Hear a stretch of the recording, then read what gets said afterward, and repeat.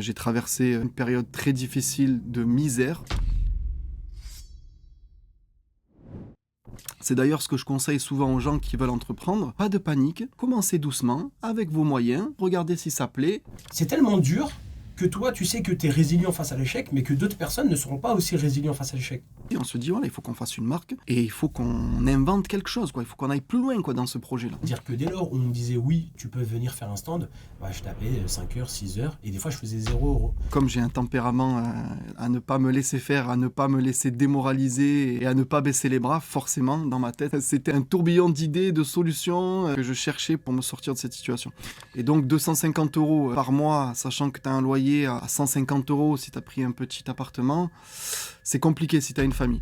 Bonjour à tous et bienvenue dans ce nouveau podcast Entreprendre sans riba, le podcast où on parle business, entrepreneuriat et bien sûr sans riba. Je suis Amar Azouz, fondateur de la marque Team Nutrition, et à travers ce projet, je souhaite aider les musulmans, mais aussi les non-musulmans, à développer leur business sans riba, sans crédit, sans usure et sans d'autres façons. Et donc, à travers ce podcast, je vais interviewer plusieurs entrepreneurs à succès qui ont su développer leur business sans utiliser de riba. Et aujourd'hui, j'ai l'honneur d'accueillir, mais tu m'accueilles en réalité chez toi, Abdelrahman, donc, désolé, Outfit Jumu'ah. Outfit Jumu'ah, pas de souci. De la marque, donc fondateur de la marque DC Jeans.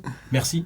Je t'en prie. Voilà, barakallahu fik, vraiment merci à toi. Je suis ravi, c'est un plaisir de t'accueillir chez moi, et de te venir en aide. Je sais pas si tu as besoin si ça peut aider certains entrepreneurs, futurs entrepreneurs, à motiver ou à les motiver ou autre. Totalement. C'est l'objectif du podcast, comme on l'a évoqué juste avant. Tu vois, dans ton parcours, tu as été très autonome. Donc, tu as dû te débrouiller par toi-même. Et donc, là, l'intérêt du podcast, c'est d'aider les entrepreneurs qui se posent énormément de questions, donc à travers des parcours, donc différents parcours, et se poser, en fait, indirectement, donc répondre à leurs questions et savoir un peu comment on peut développer une marque, une entreprise, une ancienne, un magasin, un site de vente en ligne. De toute façon, on aura le temps de l'évoquer, Inch'Allah. Et de leur prouver que rien n'est impossible. Totalement, c'est ça. Alors, dans un premier temps, je te laisse te présenter, me dire un peu et dire aux personnes qui... Alors moi, c'est Abdelrahman ou Gaëtan, ça me dérange pas qu'on m'appelle Gaëtan aussi, fondateur de la marque DC Jeans en 2013, et c'est une marque qui propose des vêtements larges, comme on dit oversize, avec des pantalons dans un style... c'est marrant parce que récemment, j'ai parlé de ça avec mes abonnés, les gens qui me suivent, et c'est un style qui est à mi-chemin entre le Serwell et le baggy. Donc on a trouvé des jeux de mots un petit peu en disant c'est le saggy. C'est le mi-Serwell, mi-baggy, c'est le saggy. Donc je fais des saggy. Mais non, je fais des pantalons larges pour ceux qui veulent s'habiller large et cacher leur forme. Disons les choses telles qu'elles sont, pour être en conformité avec notre religion. Ok, merci. Alors, c'est vrai qu'il n'y a pas uniquement des musulmans qui achètent aussi chez toi. Ouais. Tu vois, j'ai même des proches à moi qui ne sont pas du tout musulmans, mais qui achètent chez toi de par la qualité, de par ton image et de par... le style, quoi, voilà, le style globalement. Et ça, c'est une grosse clientèle chez toi aussi ? Alors déjà, c'était ma volonté depuis le début. J'ai jamais voulu me cantonner à proposer mes vêtements uniquement aux musulmans. Alors certes, c'est l'ossature de ma clientèle, évidemment, et j'en suis très fier. C'est une grande fierté, j'en suis très heureux. Mais j'ai jamais voulu, dès le début, vendre uniquement aux musulmans. Non seulement parce que le marché est large, mais en plus de ça, c'est des vêtements qui peuvent aller à tout le monde, et encore plus aujourd'hui, parce que le produit a évolué évidemment en 15 ans.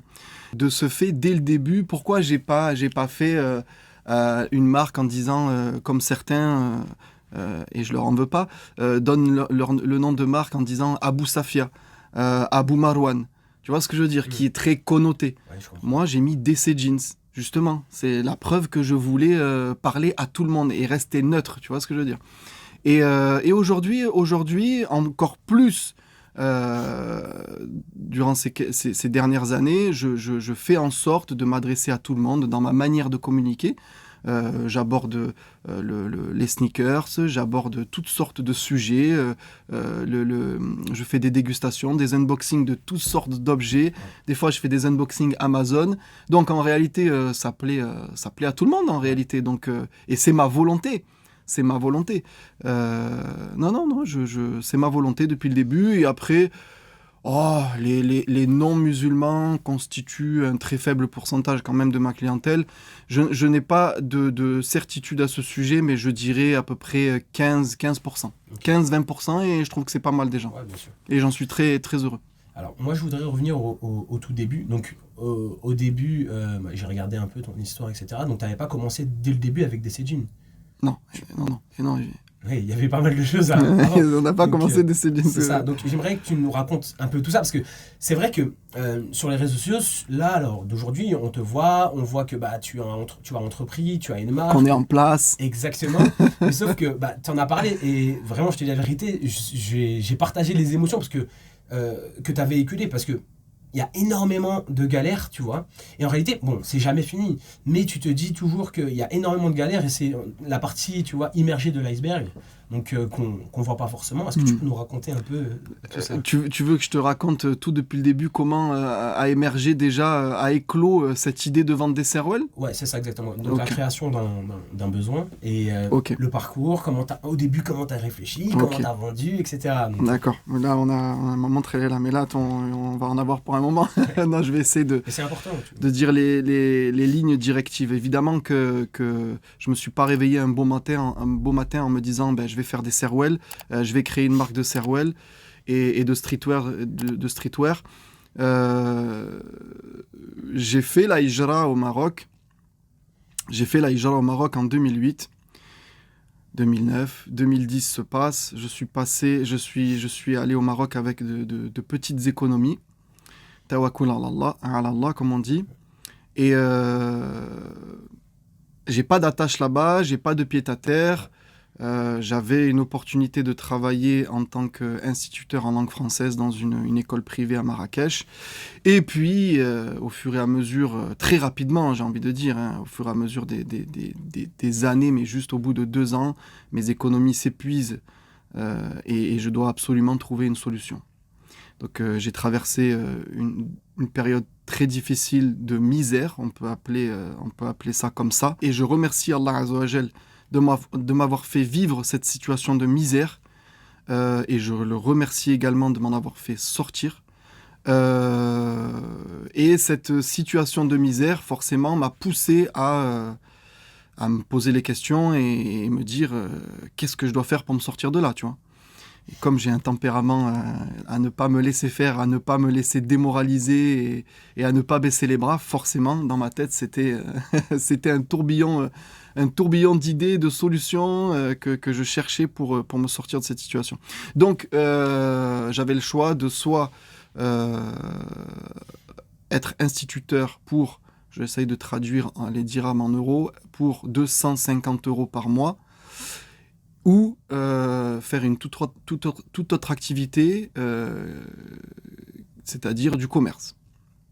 Et moi, j'étais pas du tout commerçant, j'étais pur consommateur, j'avais jamais vendu quoi que ce soit, mais voilà, il fallait prendre une décision. Et donc 250 € par mois, sachant que tu as un loyer à 150 € si tu as pris un petit appartement, c'est compliqué si tu as une famille. Donc des amis de l'époque m'ont orienté vers le commerce de achat-vente entre le Maroc et la France. Ça existe toujours, ça. C'est-à-dire qu'on achète des choses au Maroc et on les vend en France, et on achète de la fripe ou de la vaisselle ou des scooters, ou on vendait toutes sortes de choses de la France, on les vend au Maroc. Donc je me suis lancé dans ça. Il n'y avait pas les Serwell, j'ai commencé avec ça. Et écoute, même si c'était très ingrat, très difficile comme situation, parce que voyager, faire de la route, s'éloigner de sa famille pendant un moment, c'est pas facile. C'est pas facile et il y en a beaucoup qui font ça pourtant, c'est très difficile. Et donc, je savais ce qu'il fallait acheter en France pour le vendre au Maroc, mais je savais pas ce qu'il fallait acheter au Maroc pour vendre en France. Jusqu'à ce qu'on m'oriente vers les Serwell. Okay. Et c'est là que c'est venu, justement. On t'a orienté, dans un premier temps, vers ce produit parce qu'il y avait une demande, c'est ça ? Il y avait une demande, on m'a dit ça marche bien, moi j'en achète une centaine, j'en achète 100, 50 et puis ça me rembourse mon billet. Au début, à l'époque, les gens qui faisaient ça, c'était juste pour rembourser leur billet. Ok. Leur billet, une fois qu'ils avaient tout vendu au Maroc, hop, il fallait qu'ils repartent en France et ça leur remboursait leur billet. Donc j'ai fait la même chose. J'ai acheté 10 pantalons chez un petit fabricant, un petit vendeur. J'ai acheté 10 pantalons, à l'époque c'était les Serwell très basiques, très classiques. Et je sonde le marché tout en continuant, moi, mon commerce de base, quoi. C'est-à-dire acheter une voiture, acheter un scooter, acheter de la fripe pour le vendre au Maroc. Et donc ça plaît, il y a de la demande. Donc quand on revient au Maroc, au lieu d'en prendre 10, on en prend 50, ensuite 100, au fur et à mesure des allers-retours, parce que j'ai fait ça pendant des années.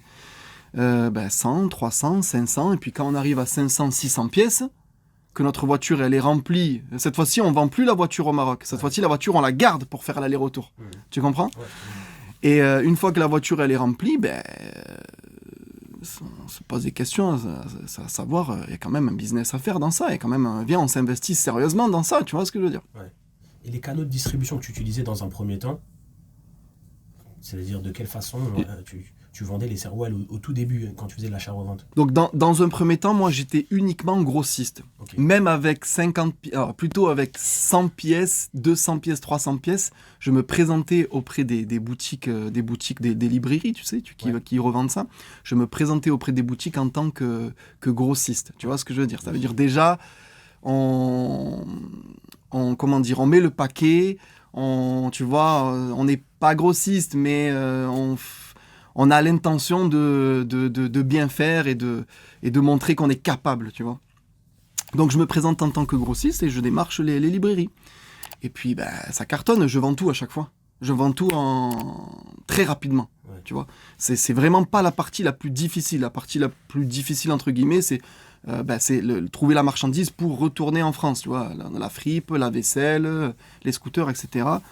Mais vendre les Serwell, ça se passe plutôt mieux que ce que j'avais imaginé. Donc au bout de 600 pièces, 500 pièces, comme je te disais, on se dit, il y a peut-être un truc à faire, quoi. Et c'est de là qu'on se dit, écoute, on va créer une marque et on va essayer de donner de la valeur au Serwell, on va essayer d'innover un petit peu dans le Serwell, d'apporter notre petite touche différente, quoi, de ce qui se fait depuis des dizaines et des dizaines et des dizaines d'années, tu vois, parce que vendre des Serwell, tout le monde le faisait, ça. C'était pas nouveau, en fait, tu vois, mais personne n'avait eu l'idée de créer une marque forte avec une image et avec un nouveau produit, surtout. Donc, avec mon ami, pourquoi je dis on ? Parce qu'à l'époque, on faisait les allers-retours, je faisais les allers-retours avec un collègue. Okay. Et donc, lui, il prenait ses pantalons de son côté, moi, je prenais mes pantalons de mon côté, et lui, il était dans le sud de la France, moi, j'étais à Lyon à l'époque, donc chacun faisait son truc de son côté, et ensuite, on se retrouvait, on partageait les frais en deux pour le voyage, donc c'était tout bénef pour tout le monde, tu vois. Et donc, pendant le voyage, pendant 2500 km, pour aller à Casablanca, tu te doutes qu'on avait des choses à se dire et des choses à imaginer pour justement notre business, quoi. Et puis on parle à ce sujet, et on se dit, voilà, il faut qu'on fasse une marque, et il faut qu'on invente quelque chose, quoi. Il faut qu'on aille plus loin, quoi, dans ce projet-là. Et de ce fait, on crée le Serwell Jean. Okay. On se dit, il faut qu'on fasse le Serwell Jean. Donc on lance un échantillon, 2 échantillons, on sonde...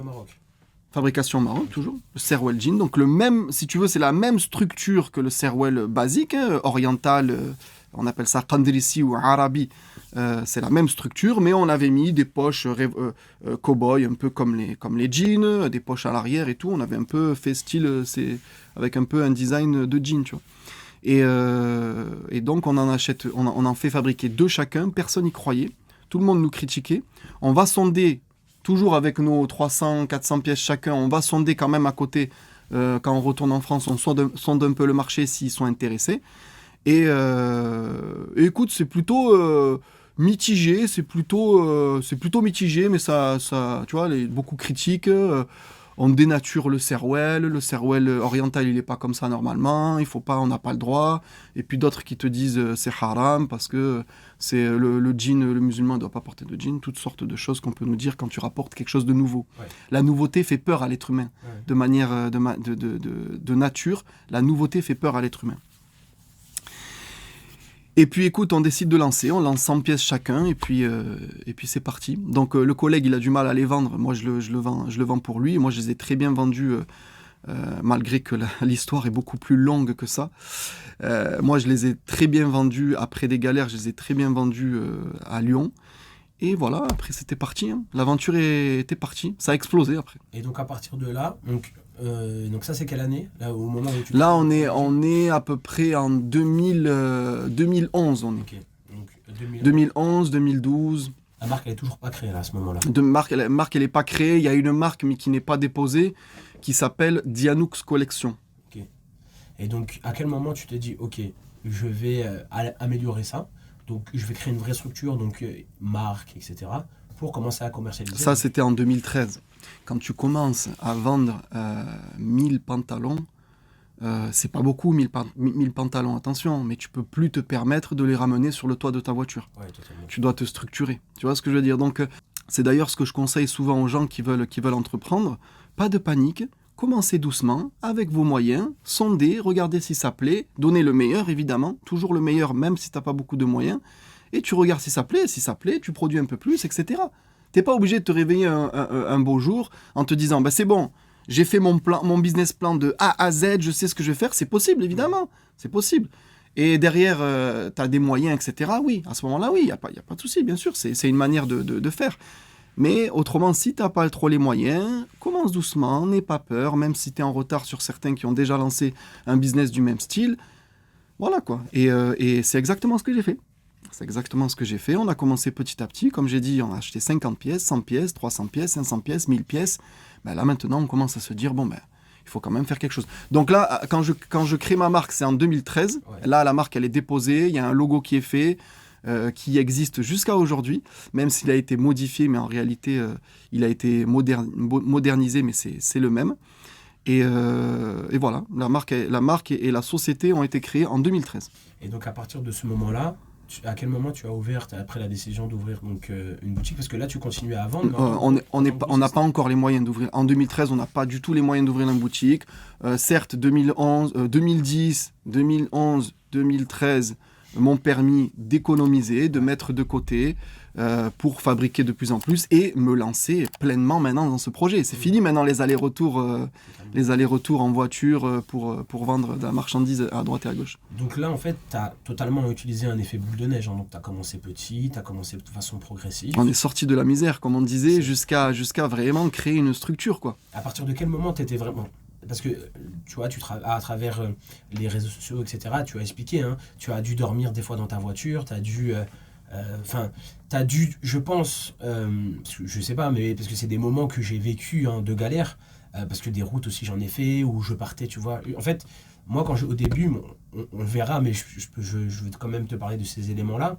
Je tapais, tu vois, des dizaines d'heures pour faire un stand dans toutes les salles de sport qui me disaient oui. C'est-à-dire que dès lors où on me disait oui, tu peux venir faire un stand, je tapais 5 heures, 6 heures, et des fois je faisais 0 €. Tu vois, quand tu reviens, tu te dis mais j'ai fait tout ça pour rien, mais comment je vais faire, etc.